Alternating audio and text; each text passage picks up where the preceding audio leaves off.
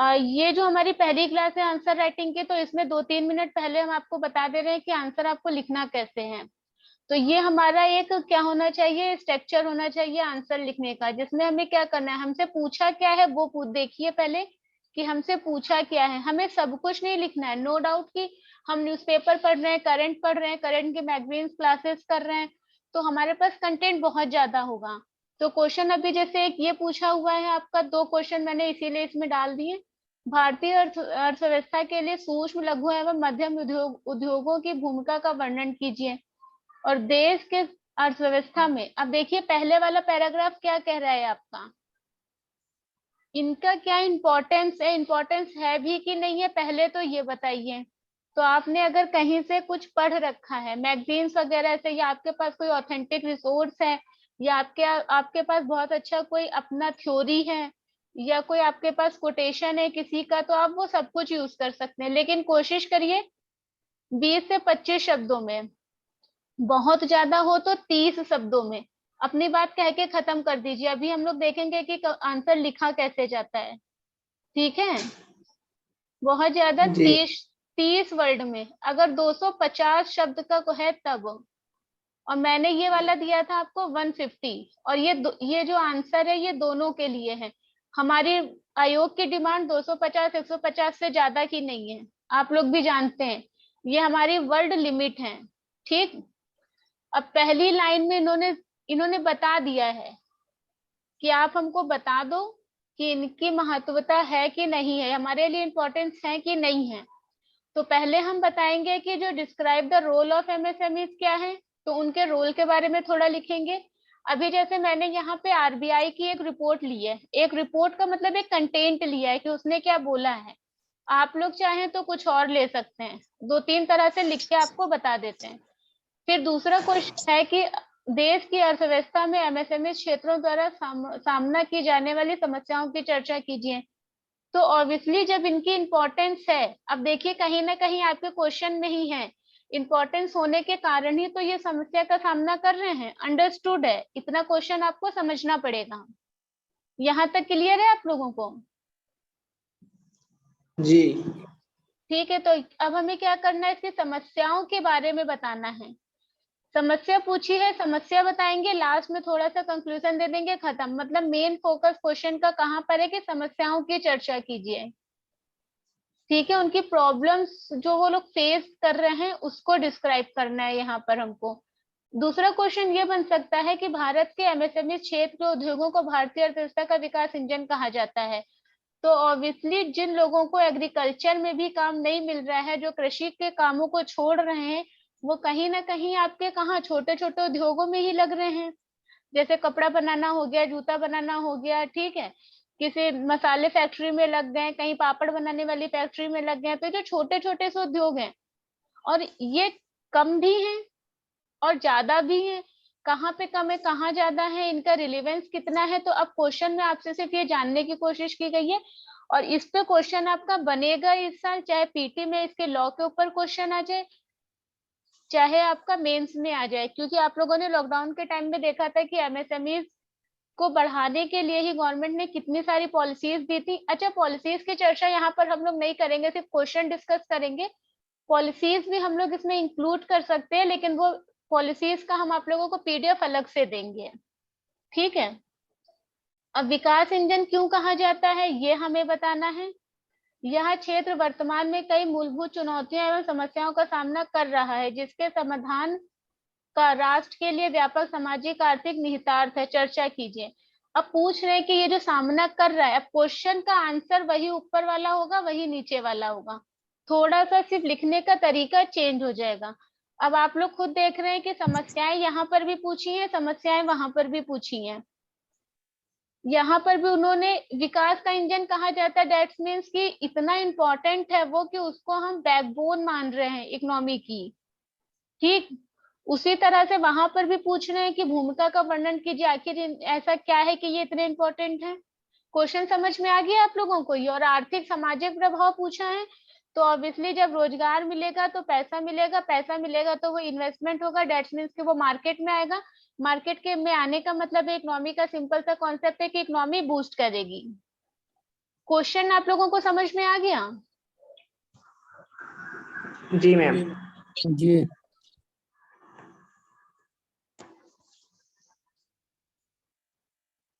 चलिए हम लोग इसके आंसर की तरफ चलते हैं।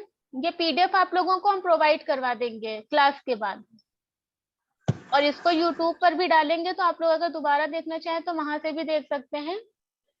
अब जैसे भारतीय अर्थव्यवस्था के लिए सूक्ष्म एवं लघु उद्योगों की भूमिका का वर्णन कीजिए। तो मैंने जो है यहाँ पर क्या लिया है, एक रिपोर्ट थी आरबीआई की, उसको लिया हुआ है। ठीक है, कि आरबीआई के अकॉर्डिंग ये क्या है। तो आरबीआई की जो एक रिपोर्ट आई थी, उनके अनुसार जो है एमएसएमई आर्थिक विकास, नवाचार, रोजगार के सबसे मजबूत संचालकों में से एक है। मतलब इसमें डेवलपमेंट किया जा सकता है, इसमें इनोवेशन किया जा सकता है, इसमें रोजगार सृजन किया जा सकता है, मतलब जॉब क्रिएशन का काम भी यहाँ पर किया जा सकता है। ठीक है, यहाँ तक क्लियर है आप लोगों को? समझते चलिए, आंसर लिखने में हेल्प मिलेगा। एक तरह से नहीं, 10 तरह से क्वेश्चन बन सकते हैं। जैसे भारतीय रिजर्व बैंक की जो रिपोर्ट आई थी, उसके अकॉर्डिंग क्या था कि इकोनॉमिक डेवलपमेंट, इनोवेशन और रोजगार सृजन यानी जॉब क्रिएशन के सबसे मजबूत संचालक हैं, मतलब सबसे मजबूत पिलर्स हैं ये, जो क्या करते हैं, इन लोगों को रोजगार प्रदान करते हैं। ये छोटे होते हैं, इनमें क्या किया जा सकता है, इनोवेशन किया जा सकता है, कम पैसा लगाकर इसमें फंड जो होता है कम इन्वेस्ट होता है, ऐसा माना है आरबीआई ने। बस हम इतना अगर डाल देते हैं, जैसे 111, सॉरी गाइस, ये 11 का मतलब है 111, 111, ठीक है। आपके जो 111 मिलियन लोगों के लिए रोजगार का काम करता है, मतलब कितना करेगा, 101। तो 101 मिलियन लोगों के जॉब क्रिएशन ये करवा रहा है। तो दैट्स मीन से कहीं ना कहीं ये बहुत ज्यादा इंपॉर्टेंट हो जाता है हमारा। और ये कितना परसेंट नेटवर्क कवर करता है, 63.38। ठीक है, मिलियन उद्यमों के विशाल नेटवर्क हैं इसके, कितने हैं, 6338। ठीक है, या तो आपको अगर ये डेटा याद है तो ये वाला रेफरेंस दे दो, या ये वाला रेफरेंस दे दो, आरबीआई का डायरेक्ट रेफरेंस दे दो। और अगर नहीं देना चाहते हैं तो हम लोग देखते हैं कि फिर दोबारा में हम लोग कैसे उनको लिख सकते हैं। फिर अगर हम लोग अर्थव्यवस्था में एमएसएमई की भूमिका की बात करें, तो भूमिका भी हमको बस 2 लाइन में ही बता देनी है कि एमएसएमईज ने पिछले 5 दशकों में भारतीय अर्थव्यवस्था को गति प्रदान की है तथा कम लागत यानी लो इन्वेस्टमेंट के साथ बड़ी संख्या में रोजगार सृजन किया है, मतलब जॉब क्रिएशन किया है, में भी महत्वपूर्ण भूमिका निभाई। अब देखिए ऊपर वाले जो लाइन थी उसको हमने पूरा यहाँ पर क्या कर दिया है, डिस्क्राइब कर दिया है। बस जिन्होंने आंसर लिखा था कपिल जी, आपने बस यही प्रॉब्लम आई थी कि आपके पास कंटेंट बहुत ज्यादा था और आपने उसकी स्क्रूटनी नहीं की थी। आपको उसमें छांटना पड़ेगा, उसके बाद उसको लिखना पड़ेगा, कम शब्दों में ज्यादा बातें लिखनी है। ठीक, ओके। अब अगर हम लोग उसकी समस्याओं की बात करें, फिर फोकस हमारा कहाँ होना चाहिए, समस्या पर। मेन बात तो उन्होंने यहाँ पे की है, तो उनकी समस्या, अच्छा मैंने यहाँ पे पॉइंट्स में दिया है, लेकिन आप लोग इसको एक एक पैराग्राफ में पूरा पूरा लिखेंगे। पूरा पैराग्राफ का मतलब है एक एक लाइन में लिखेंगे। मैंने इसमें 10 पॉइंट मेंशन किए हैं, हो सकता है आप लोगों को उससे भी ज्यादा पॉइंट मिल जाए, लेकिन अगर 250 शब्द का अगर आपको आंसर लिखना है, 8 पॉइंट से ज्यादा मत लिखिएगा।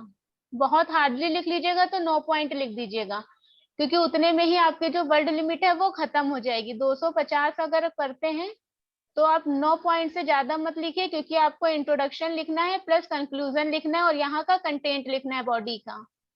ठीक है मैम जैसे ये मैम जी जी जैसे ये मान लो ये लिखा है जो सिंगल सिंगल वाले होते हैं जो वर्ड हैं, ये जो वर्ड है जो, इनको भी काउंट करते हैं क्या, वर्ड में इनको काउंट करते हैं? सब कुछ काउंट होता जैसे है इसमें। अगर आपने एक गोला देके डायग्राम भी बना दिया है ऐसे ऐसे, तो वो भी काउंट हो जाएगा। एक फ्लो चार्ट बनाया है तो ये भी काउंट हो जाएगा। जैसे मान लीजिए मैंने जैसे ये लिखा है भूमिका अदा की है, तो ये 4 वर्ड होंगे क्या? जी, भूमिका अदा की है, ये 4 वर्ड हो गए। ओके। इसीलिए बोल रहे हैं कि ये वाला जो कंटेंट आपका जितना कम रहे, आप जितना कम में जितना ज्यादा लिख दो।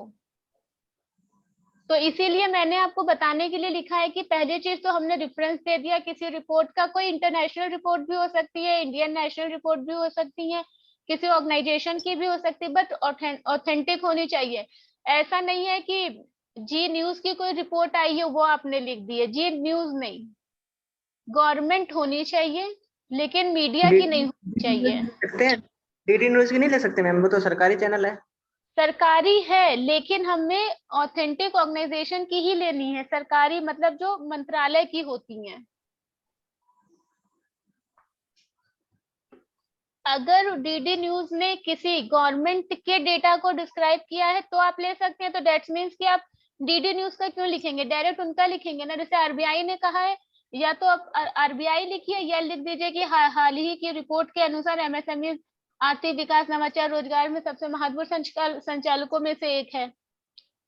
लेकिन कोशिश करिए कि आरबीआई हो, आपका गृह मंत्रालय हो, या आपका कोई इन्वायरमेंट की रिपोर्ट हो, ऐसा हो। जैसे वन रिपोर्ट आती है आपकी जो नेशनल होती है, या ये रिपोर्ट आती है आपकी इकोनॉमिक में, आपकी वो मॉनिटरिंग पॉलिसीज की रिपोर्ट आती है, इकोनॉमिक सर्वे बजट है आपका, ऐसे ऐसे यहाँ से अगर आप डाटा उठाते हैं तो वो ज्यादा रिलेवेंट माना जाता है। ओके ठीक है। अब जैसे मैंने यहाँ पे ये पॉइंट्स डिस्कस किए कि समस्या कहाँ पर है, वित्त और क्रेडिट की अनुपलब्धता। तो आपको ये नहीं लिखना, मैंने यहाँ पे आपको समझाने के लिए लिखा है सिर्फ ये। आप समस्या में पूरा लिखेंगे कि एमएसएमई के विकास में बाधक कुछ महत्वपूर्ण मुद्दों में आसान वित्त और क्रेडिट की अनुपलब्धता है। ठीक है, कि जो इनके क्षेत्र में जो बाधा आ रही है वो क्या है, जो इनके फाइनेंस और क्रेडिट है वो इनको अवेलेबल नहीं होते हैं। आप लोग जानते हैं कि गांवों में किस तरह का सिस्टम चलता है, और जो एमएसएमईज हैं आपके मोस्टली कहाँ होते हैं, गांव साइड से ही होते हैं या शहरों में होते हैं, तो उनके लिए लॉ इतने ज्यादा टफ हो जाते हैं कि वो उनको फॉलो नहीं कर पाते, डॉक्यूमेंट्री प्रोसेस इतना ज्यादा होता है, और उसमें क्या होता है कि शोषण, एक्सप्लॉयटेशन ज्यादा होने लगता है, ड्यूटी के टाइम्स ज्यादा होने लगते हैं। तो अभी हम लोग इसमें एक पॉइंट देखेंगे कि जहाँ पे डिस्कस करेंगे कि उनके लिए लॉ की भी कमी है। अभी देखिए हुआ है कि 12-10 घंटे के लिए काम की ड्यूटी का टाइम बढ़ा दिया गया है, तो उसके भी लोग कुछ बातें इधर उधर से करने लगे, मानवाधिकार का आ गया कुछ करके। तो ये चीजें अगर आप करंट पे पकड़ रखेंगे तो ये सारी चीजें स्मूथली आपकी चलेंगी। तकनीकी तक पहुंच की कमी है, ऑब्वियसली छोटी जब इंडस्ट्रीज होती है उसके पास इतना फंड नहीं होता है कि वो ज्यादा इन्वेस्ट कर सके। तो पहली चीज तो फंड की प्रॉब्लम है, टेक्नोलॉजी की प्रॉब्लम है, इंफ्रास्ट्रक्चर की प्रॉब्लम है, बुनियादी ढांचे की कमी है, बेसिक इंफ्रास्ट्रक्चर, आधुनिक विवरण जो होते हैं उनको मतलब वो बहुत ज्यादा मॉडर्नाइज नहीं होते हैं।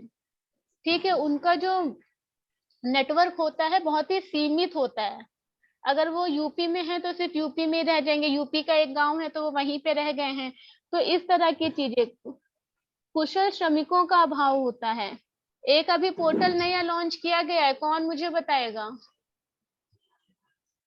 करंट में करवा चुके हैं हम।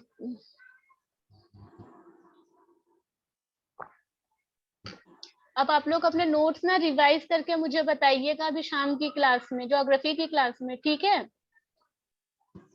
ओके कि इनके लिए पोर्टल आया है जहाँ पे ये कहा गया है कि ये लोग जाएंगे, अपने आप को रजिस्टर्ड करवाएंगे, अपनी क्वालिफिकेशन बताएंगे और उसके अकॉर्डिंग इनको जॉब दी जाएगी। ठीक, तो इनके लिए नेटवर्क का अभाव है, कुशल श्रमिकों का अभाव है, वस्तुओं के उत्पादन लागत पर नियंत्रण का ना होना, जैसे एमएसपी का बढ़ जाना, सप्लाई चेन का टूट जाना, ट्रांसपोर्ट ना होना सही, तो क्या हो जाएगा, उत्पादन की लागत क्या होती है, फ्लक्चुएट हो जाती है। पानी गिरता है, सब्जियों के रेट बढ़ जाते हैं, एक टाइम ऐसा आता है प्याज सड़ने लगता है। तो ये वाली चीजें जो है ना, वस्तुओं के उत्पादन लागत पर नियंत्रण का ना होना, मतलब कंट्रोल नहीं होता, समय समय पर कच्चे माल की कीमत में बढ़ोतरी। तो ये भी आप लोग समझ पा रहे होंगे, छोटा अगर कोई फर्म है और अगर एसबीआई खरीद लेता है पूरा का, सॉरी एफसीआई खरीद लेता है, तो उनके पास क्या हो जाती है, शॉर्टेज हो जाती है, सीमित मानव संसाधन और सीमित धन।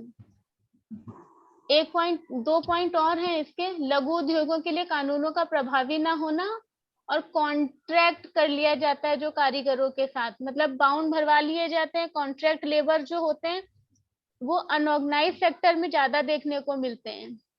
और अभी सुप्रीम कोर्ट ने हाल ही में कहा था कि केंद्र सरकार, अगर आपने अभी तक अनऑर्गेनाइज सेक्टर को ऑर्गेनाइज में कन्वर्ट नहीं किया है तो क्या किया है। अभी कुछ दिन पहले वर्डिक्ट आई थी सुप्रीम कोर्ट की, पढ़ा था किसी ने? 1 हफ्ता भी नहीं हुआ है। कौन सी मैम? इनका अनऑर्गेनाइज सेक्टर वाले जो असंगठित क्षेत्र के लेबर हैं। एक्चुअली असंगठित क्षेत्र का मतलब ही होता है कि वो वर्कर काम तो कर रहा है, उसका एक्सप्लॉयटेशन हो रहा है, उसको कॉन्ट्रैक्ट में संविदा पे रख लिया गया है, उससे काम लिया जा रहा है, लेकिन उसकी सैलरी नहीं दी जा रही है, उसको रहने के लिए उचित जगह नहीं दी जाती, उचित वातावरण नहीं होता है। तो इस तरह की जो चीजें हैं उनको देखने के लिए, अब अगर वही बात करें कि एमएसएमई क्षेत्र पिछले 5 दशकों में भारतीय अर्थव्यवस्था के लिए गतिशील रूप से क्या हुआ है, बहुत ज्यादा महत्व रखने वाला बना हुआ है। अब अगर इसमें इतना आप लोग बताकर आ जाते हैं तो ऑब्वियसली आपने इसकी समस्याओं को गिना दिया है। अगर इसकी मेन समस्या की बात करें तो क्या हो जाएगा? Lack of fund, lack of technology, lack of linkage, competition, बड़ी कंपनियों से ये नहीं कर पाते हैं, प्रतिस्पर्धा इनकी क्या है, बड़ी कंपनियों से नहीं हो पाती है। लैक ऑफ स्किल लेबर्स की, ठीक है, मार्केट में रह जाते हैं। ये क्या होता है, ये रीजनल मार्केट में रह जाते हैं, ये इनका ग्लोबलाइजेशन नहीं हो पाता है, इनका क्या होता है, राष्ट्रीयकरण नहीं हो पा रहा है, अनऑर्गेनाइज सेक्टर होता है। ये क्या है, असंगठित क्षेत्र है। और असंगठित क्षेत्र में बहुत सारी प्रॉब्लम्स हमने देखी थी लॉकडाउन के टाइम में। उनको राशन नहीं मिल पा रहा है, पानी नहीं मिल पा रहा है, काम तो काम की दूर की बात है। यूनिवर्सल राशन कार्ड इसीलिए लाया गया था कि जहाँ पे जो लेबर है उसको वहीं पर क्या मिल जाए, राशन मिल जाए, ठीक है। अवसंरचना का अभाव, यानी ट्रांसपोर्ट हो गया, एनर्जी हो गया, पावर हो गया, लैंड हो गया, इन सब का क्या, बेसिक स्ट्रक्चर का इनका वो कमजोर होना। अब अगर इसको हम दूसरी तरह से लिखना चाहते हैं तो वो देख लीजिए। यहाँ तक आप लोगों को क्लियर है? यहाँ तक कुछ पूछना है? यहाँ तक क्लियर है ना सबको?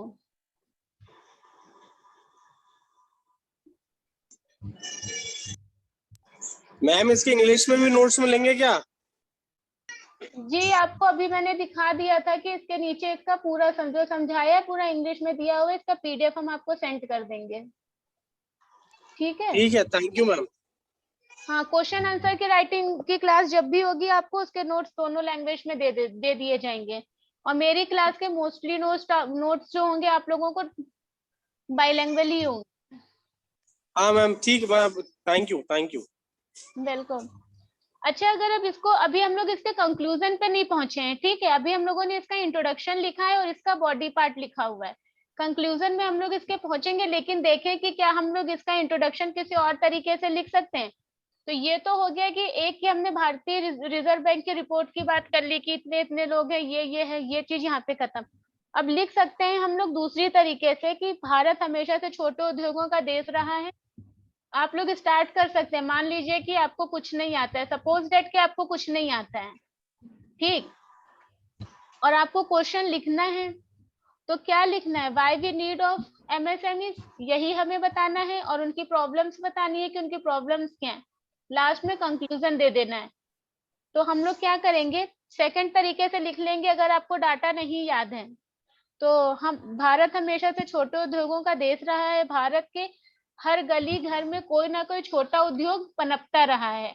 तो आप सभी लोग जानते होंगे, कोई मोमबत्ती बना लेता है तो कोई कपड़े सिल लेता है। तो इस तरह की चीजें आप लोगों ने अपने घर के पास भी देखी होंगी। कोई सब्जी लगा रहा है तो कोई फल बेच रहा है, ये सब क्या है, ये सब आपके एमएसएमईज में ही आ जाते छोटे छोटे। तो ये क्या है, भारत में हमने शुरू से ये चीजें देखी है। हमारे घरों में कपास, सूती कपड़ा उद्योग, कुटीर उद्योग इत्यादि होते रहे हैं। भारत की अर्थव्यवस्था का आधार हमेशा से घरों के उद्योगों पर ही रहा है। भारत का विकास छोटे उद्योगों से हुआ है। हाल ही के दिनों में बड़े उद्योगों ने इसके मध्य जगह बना ली है। जहां हमने ये लाइन इंट्रोडक्शन में ऐड की कि हाल ही के दिनों में बड़े उद्योगों ने इनके मध्य जगह बना ली है, बस अब हम इसकी क्या करेंगे, प्रॉब्लम्स को गिनाना स्टार्ट कर देंगे, प्रॉब्लम्स आपकी यही होगी। इतना क्लियर है आप लोगों को? आगे बढ़े। जी। ये तो दूसरा तरीके था इंट्रोडक्शन। हम तीसरी तरीके से पॉलिटी को इंक्लूड करके लिख सकते हैं। संविधान की प्रस्तावना में लक्ष्य है कि हर व्यक्ति तक संसाधन पहुंचे। इकोनॉमिक जस्टिस की बात कर सकते हैं। संविधान की प्रस्तावना में आर्थिक न्याय के लक्ष्य को प्राप्त करने के लिए एमएसएमई को बढ़ावा देने की आवश्यकता है। समझ रहे हैं इन चीजों को? जी। ये आप लोग डाल सकते हैं। अब देखिए, अगर आपके पास डाटा है तो आप डाटा यूज कर लीजिए, रिपोर्ट है तो रिपोर्ट यूज कर लीजिए, अगर आपको इतिहास पता है तो इतिहास को यूज कर लीजिए, और अगर आपको पॉलिटी पता है तो आप पॉलिटी से रिलेट कर लीजिए। अब नंबर देखिए, 4 तरीके से आप लोग लिख सकते हैं। नंबर आपको इसी तरह से मिलते हैं कि आप लिखते कैसे। जरूरी नहीं है कि आप लिखते क्या है और आपका मीडियम क्या है, जरूरी है कि आपका कंटेंट कितना ऑथेंटिक है, कि आपने अपनी सोसाइटी को उसमें इंक्लूड किया था कि नहीं किया था, आपको आपके लॉस पता है कि नहीं पता है, आपको आपका हिस्ट्री पता है, ज्योग्राफी पता है कि नहीं पता है, भारत की स्थिति आपको पता भी है कि नहीं है, कि खाली आप लोग अधिकारी बनना चाहते हैं। इसीलिए 25 लाख 30 लाख फॉर्म भरे जाते हैं, 8 लाख फॉर्म भरे जाते हैं। होता क्या है, 300 400 600 का सिलेक्शन होता है। अब अगर हम लोग डाटा यूज करना चाहते हैं तो एक तरह का डाटा और यूज कर सकते हैं कि देश की जीडीपी में 7% रोल किसका है, एमएसएमई का है। 5.1 करोड़ एमएसएमई इकाइयां कार्य कर रही हैं, जो 11.17 करोड़ को रोजगार देती हैं। अब अगर इस डाटा की बात करें तो अगर आप लोग इकोनॉमिक सर्वे पढ़ेंगे, बजट पढ़ेंगे और इंडियन ईयर बुक पढ़ेंगे, ये 3 चीजें मैंने पहले भी आपको बताई थी, वहीं से आप आंसर लिख सकते हैं। बाकी आप जितनी भी करंट की मैगजीनें पढ़ डालिए, जितना क्लास कर लीजिए, चाहे जितना सिलेबस कर लीजिए, आंसर लिखना मुश्किल हो जाएगा। इसीलिए मैंने आंसर क्लास स्टार्ट की है। हफ्ते में 3 भी लिखाएंगे ना तो आप लोगों की आंखें खुलती जाएंगी कि क्या पढ़ना है। इकोनॉमिक सर्वे, बजट और आपका इंडियन एयर बुक। 2 सोर्स और बताए थे, योजना और कुरुक्षेत्र। कुरुक्षेत्र। कुरुक्षेत्र जो आती है ना, ये आपकी की पूरी एमएसएमई और एग्रीकल्चर पर ही डिपेंड होती है, तो इसको तो आप लोग जरूर पढ़ें। मैम अभी यहाँ मिल ही नहीं रही। डाउनलोड हो जाती है ये। और आप हैं कहाँ से? मैं वैसे औरैया डिस्ट्रिक्ट से हूँ। औरैया डिस्ट्रिक्ट से हूँ मैं, औरैया। अच्छा, औरैया से हैं आप? जी। तो आप एक काम कर सकते हैं कि या तो हम इसको अवेलेबल करवा देंगे पीडीएफ में, या आप लोग खुद भी जो है योजना कुरुक्षेत्र डालकर डाउनलोड कर सकते हैं। ठीक है जी। अब ये तो हो गया कि किस किस तरह से इनको किया जा सकता है। ठीक है, जैसे बैंकों में 40% एमएसएमई, 10% वर्कर सेक्शन है, गाइडलाइंस क्या है, 18% एग्रीकल्चर की है, प्रयास किए जा रहे हैं। ये मिनिस्ट्री के द्वारा 2005 में स्थापित की गई थी। ये सारी चीजें आप लोगों को इम्पोर्टेंट नहीं है, लेकिन हाँ इसका लॉ कौन सा है ये देख लीजिए। As per the MSME developed act 2006, MSME industries has 2 sectors. ठीक है, मैन्युफैक्चरिंग सेक्टर और सर्विस सेक्टर। तो बस ये 2006 याद रखिएगा। क्या पता इस बार आप लोगों को डायरेक्ट मिल जाए देखने के लिए एग्जाम में। माइक्रो एंटरप्रेन्योर्स कितने हैं आपके? 25 लाख हैं। ठीक है, तो ये डाटा आप लोग लिख लीजिएगा कहीं। ये तो मैम पुराना डाटा हो गया है मुझे लगता है। डाटा एक्ट आपका नहीं चेंज होता है ना, उसमें कोई संशोधन अभी नहीं किया गया है। 2005 का तो 2006 से अपना कार्य कर रहा है। तो सही है, जो ये आप इनकी जो लिमिट है ना रुपए में निवेश करने की, वो चेंज हो गई है। अरे वो तो पूरा सेगमेंट ही अलग हो गया, वो हम आपको डिस्कस करवाएंगे करंट की क्लास में। 10, 25, 50 ऐसे करके बहुत सारे उसके क्या क्लासिफिकेशन कर दिया गया है, क्योंकि गरीब कल्याण रोजगार योजना के तहत जितने भी पॉलिसीज आई हैं, और ये मनरेगा आपका आया है, तो इसमें तो बहुत सारा चेंज हो गया है। आप लोग इसमें मनरेगा को भी इंक्लूड कर सकते हैं अपने इंट्रोडक्शन में, और अभी तो गरीब कल्याण योजना को भी कर सकते हैं, लेकिन वो कंक्लूजन में डालिएगा कि ये सरकार द्वारा प्रयास किया गया है, क्योंकि हमें कोई भी क्वेश्चन लिखना है तो उसके कंक्लूजन हमेशा पॉजिटिव ही होना चाहिए। इतनी सारी हमने कमियां बता दी हैं। अब अगर हम लोग इसके कंक्लूजन की बात करें तो भारत जैसे विशाल जनसांख्यिकी देश में इन उद्योगों में रोजगार के अधिक अवसर पैदा करने की क्षमता है। इसके अतिरिक्त जलवायु परिवर्तन के सतत जटिलताओं को देखते हुए यह अनिवार्य है कि एमएसएमई क्षेत्र को तैयार किया जाए, ताकि कृषि क्षेत्र से बेरोजगार होने वाले संभावित लाखों लोगों को इन उद्योगों में रोजगार मिल सके। ये तो मुझे लगा, तो मैंने लिखा। आप लिख सकते हैं कि सरकार को एमएसएमई का साइज बढ़ाना चाहिए, स्किल लेवल पर ध्यान देना चाहिए, उनके डेवलपमेंट पर काम करना चाहिए। ठीक है, एमएसएमई की जो मांगे हैं उनको सुनना चाहिए, शहर गांव कस्बों में जो लोगों की कमियां हैं उन्हें दूर करना चाहिए, इनका जो क्लस्टर है उसको मजबूत करना चाहिए, लेबर रिफॉर्म्स कराने चाहिए। तो इस तरह की कई चीजें आप लोग इसमें क्या कर सकते हैं, इंक्लूड कर सकते हैं। ये आपके ओन स्टडी के ऊपर डिपेंड करता है कि आपने कैसी प्रिपरेशन स्टार्ट की है। क्लियर है आप लोगों को यहाँ तक? एमएसएमई एक्ट 2006 अमेंड किया गया है, 2018 में उसको सूक्ष्म विनिर्माता कंपनी 25 लाख से कम है, लघु वाली आपकी 25 लाख से 5 लाख है, मध्यम वाली 5 से 10 लाख है। लेकिन ये हम करंट में अपडेट आपको इसलिए करवाएंगे क्योंकि ये एक साल में बहुत ज्यादा चेंज हुआ है, लेकिन पूछा जाएगा जो लास्ट में हुआ है, तो हम लोग इसको 21 तक करंट को अपडेट करने के बाद ही करेंगे। ठीक है, हम लोग अपनी क्लास रोकते हैं यहाँ पे। अब आप लोगों को नेक्स्ट क्वेश्चन किसी टाइम ऐसे ही मिल जाएगा। आपके से क्वेश्चन का जो लिंक होगा वो आपको मेरे चैनल पे मिलेगा टेलीग्राम के, तो आप लोगों को आप लोग अपने नंबर दे दीजिएगा जिसमें हम आप लोगों को ग्रुप में ऐड कर लें, और इसको एसआरडी एकेडमी के ऊपर अभी अपलोड कर देंगे, तो आप लोग अगर चाहें तो फिर से देख सकते हैं और ग्रुप पे भी डाल देंगे। ठीक है।